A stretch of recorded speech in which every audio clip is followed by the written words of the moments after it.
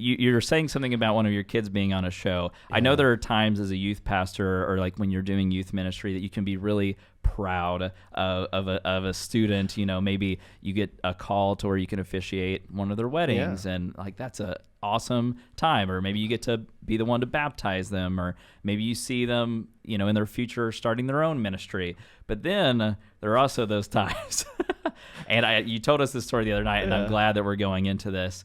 But there's those times where you see your kids do something and you're just like, oh, that's not my kid. Well, yeah, sometimes they're on Jerry Springer. So.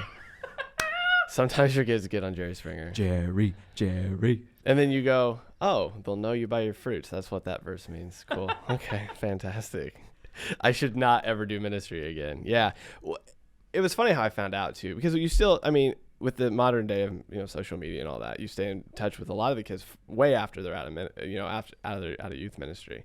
I was scrolling through Facebook one day and I come across, I'm not going to say his name clearly, but I come across, he had posted something and it was Jerry Springer clip, and above it said, hey, they posted my clip. And I was like, well, okay, let's watch this. And it was one of the classic Jerry Springer clips where it was like, you know, it was him, and he had cheated on his girlfriend with this other girl, and they brought him on, and they were, you know, just Jerry Springer throwing chairs and fighting and screaming, and he was crazy excited about not only being there, but the fact that they posted his clip and it actually aired, because apparently they don't air all of the stuff, or they didn't. I don't know. I know very little about Jerry Springer, but he was stoked for sure. I showed my wife, and I was like, hey, yeah, look at that. Okay. Yeah, exactly. That's what I was thinking. But yeah, it was one of those moments in ministry where you go, oh, not everybody listens that well. Cool. But like you said, the other times are way better. But they keep those Jerry Springer moments, those keep you humble, because you go, yeah, clearly need to do better in communicating the points. So what's your takeaway from that? Because I'm sure just like a youth pastor sees the bad fruit in one of the kids, just like a teacher, if they have been teaching for, you know, weeks, months on a lesson, and then kids are failing the test, and you're thinking, man, that kid's not failing, I am failing them as a teacher. And I'm sure there's even parents out there that have that bad child that it's like, no matter what, like I have failed them as a parent. Like, so what is the takeaway from that? Is it I'm horrible, I need to do better, or what are you taking from that? No, I think from that, and that's a really good point, there are things as in all of those roles that I think we can do better of as far as communicating wise, as far as being prepared, being knowledgeable of things. But at the end of the day, if you are prepared, if you are knowledgeable of what you're talking about, if you're presenting it in a way that, you know, it can be understood, at the end of the day, like, all you're doing is planting that seed. That's all you're doing. Because I know, like you mentioned parents. I know parents that have kids that they took them to church every single day. I know youth pastors that like just poured into some of these kids.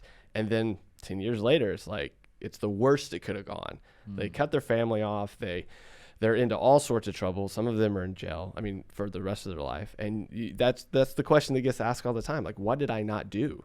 Like, where did I mess up? And I think the important part, especially even when talking to parents in that, and especially just as being a parent myself, the really hard truth to realize in those moments is that, like, you can only do so much.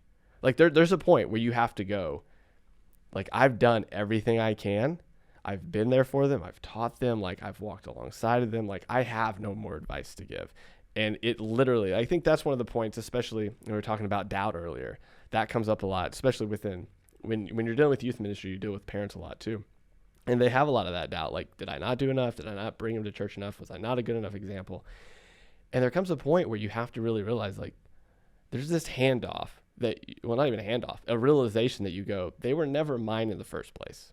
Like, I was given them to steward and to help and to teach, but ultimately it's God that's going to do the work in them. Like, I can give them all the factual knowledge, the best examples ever, but ultimately they have to do something with it. Like, I'm just planting the seed and watering it and stepping back.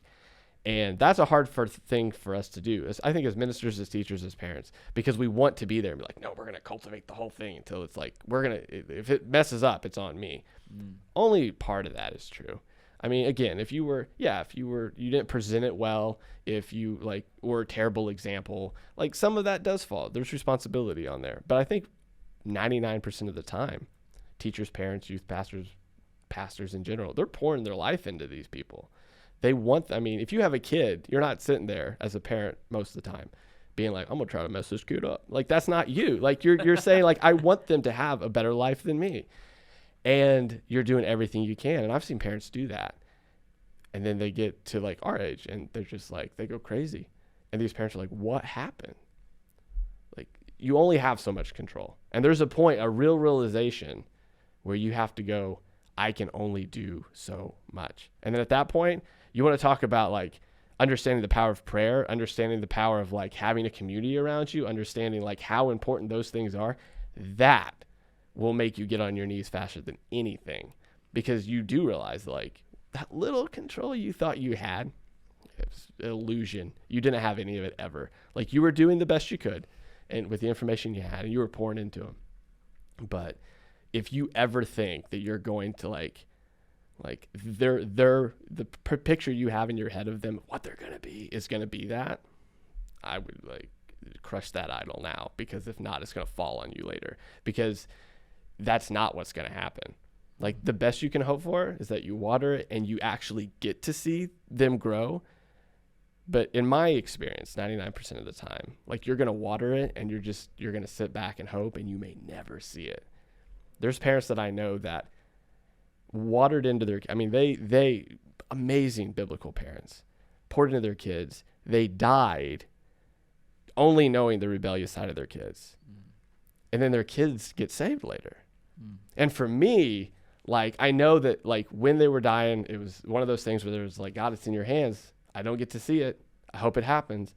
But, like, for me, thinking about it now, like, how glorious is that day going to be whenever, you know, Jesus comes back or their kid dies and they get to see them.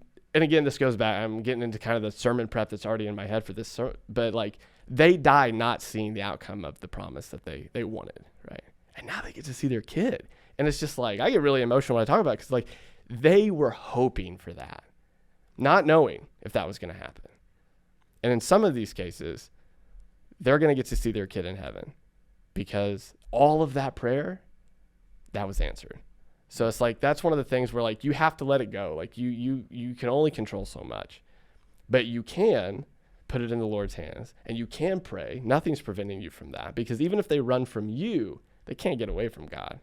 So, like, no matter, like, they just can't, which is, like, sort of, like, weird when you think about it. But I mean, I talk about that a lot I remind myself of that. I try to remind other parents of that, and youth pastors and pastors, like, yeah, maybe they've separated. Maybe you can't see them. Maybe they won't talk to you, but they can't get away from God.